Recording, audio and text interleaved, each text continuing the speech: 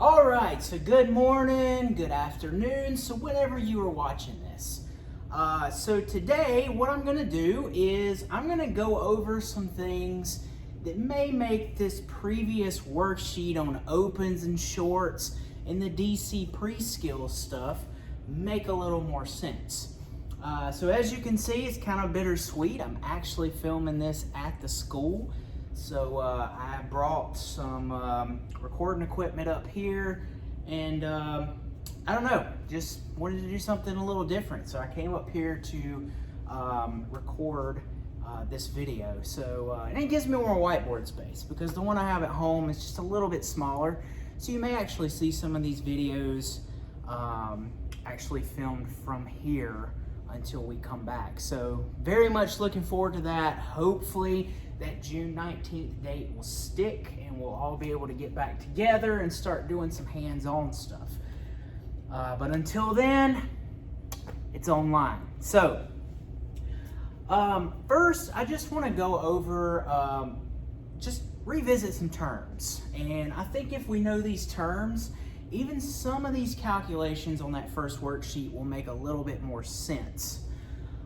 So remember that the three biggies, I guess, with the basic Ohm's law stuff, is voltage, current, and resistance. Okay, so those three things are the three most important things when we talk about electrical, okay?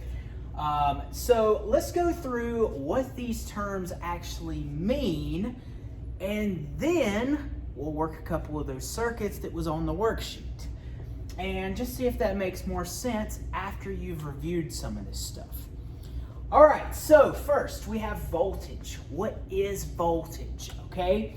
So contrary to what people have said for ages, voltage does not flow, okay?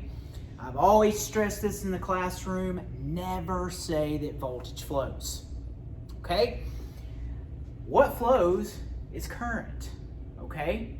So remember the old water system thing that I taught some of you guys in the past is when we're looking at voltage, current, resistance, it's almost like a water process system where the pump, which is applying that pressure, that push, so the pump is actually what pushes the water.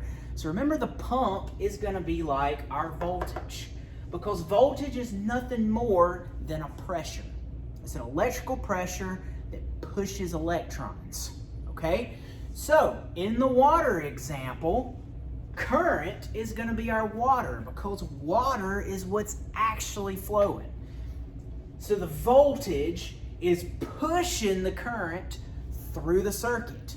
And that conductor is what we call the resistance, okay? So a resistor or anything like that in a circuit. So basically this would be like some sort of restriction in the water process, whether that be a valve or something like that, something that is limiting the amount of flow that we get in that pipe, okay?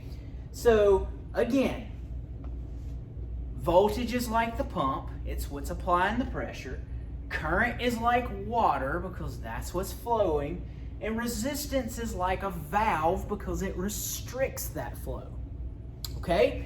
So now looking at the actual terminology and the definitions for these is voltage is a potential difference between 2 points.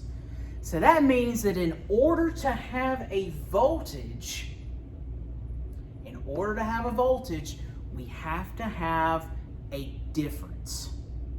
For example, if that pipe, let's just say that this is a pipe and this is the water flowing through the pipe, okay? I have no valve whatsoever in this. The water is just flowing, all the pressure is the same. So if I take a pressure reading here and a pressure reading here, what difference is that? There is none, because there's no valve in here restricting that. So there's no potential difference between those 2 points, okay? So there has to be some kind of potential.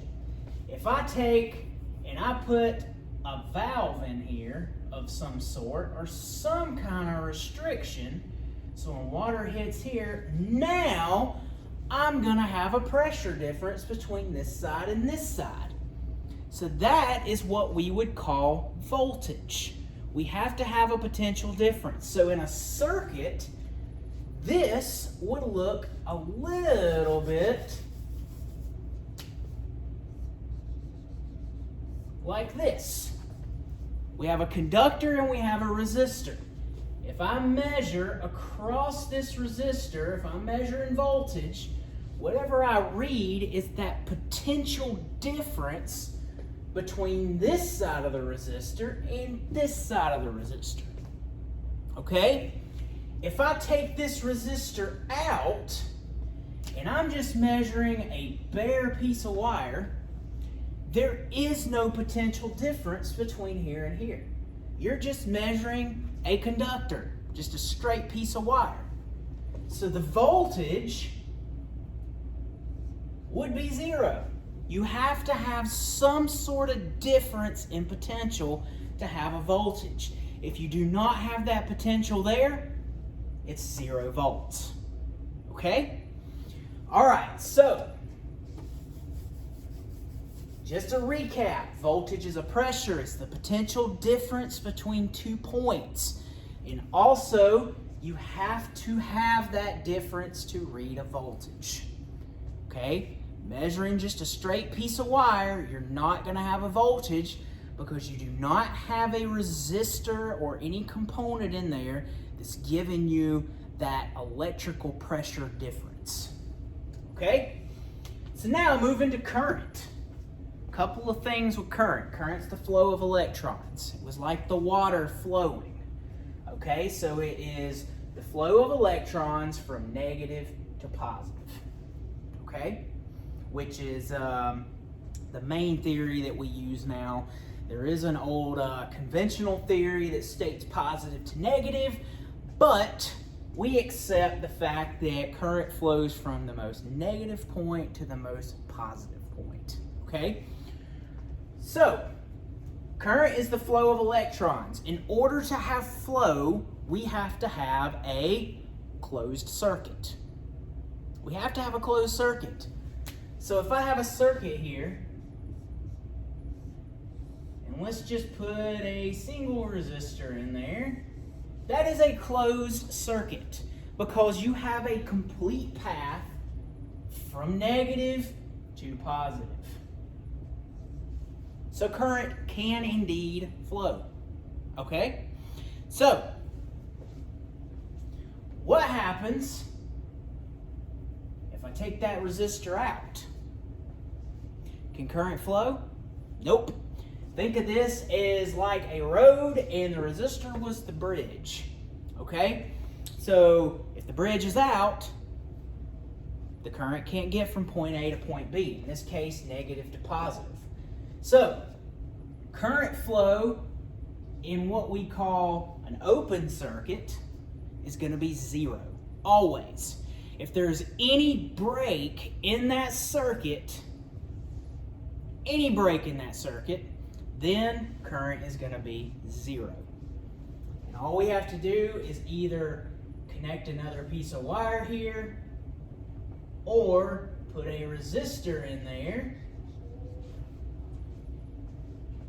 And once we do that, we have completed the circuit. So therefore, current can now flow. Okay? So now, moving on to resistance, just remember that resistance is the opposition to current flow.